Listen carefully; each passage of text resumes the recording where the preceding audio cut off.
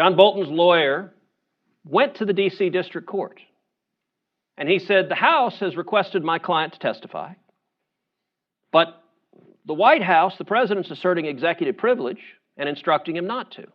And so John Bolton's lawyer went to the D.C. District Court and said, Judge, tell me what to do. My client will do whatever you tell him to do.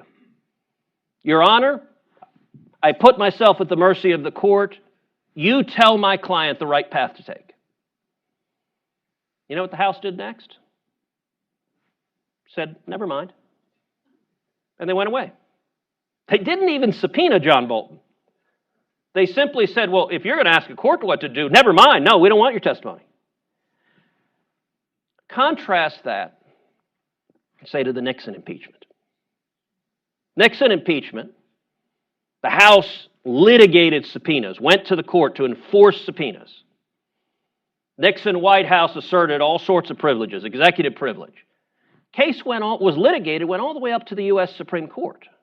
As you'll recall, the U.S. Supreme Court issued an order to the Nixon White House, hand over the White House tapes. The tapes that the president had made in the Oval Office. It was within, I think, 2 days that Nixon resigned, following the Supreme Court order. That, by the way, is the right way to do it. And bipartisan. It was overwhelmingly bipartisan. But in that instance, had the president then defied an order from the Supreme Court to hand over materials after the privilege was litigated, you might well be able to put forward an impeachable count of obstruction of Congress.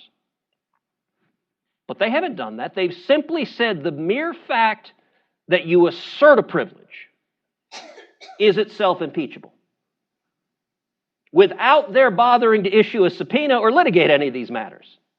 So it's literally saying a privilege attaches, that is impeachable. By the way, if that is impeachable conduct, all 45 presidents we've had in the United States have committed impeachable conduct.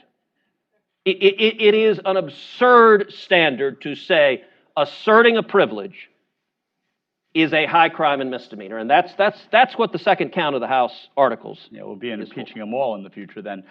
Get back to John Bolton.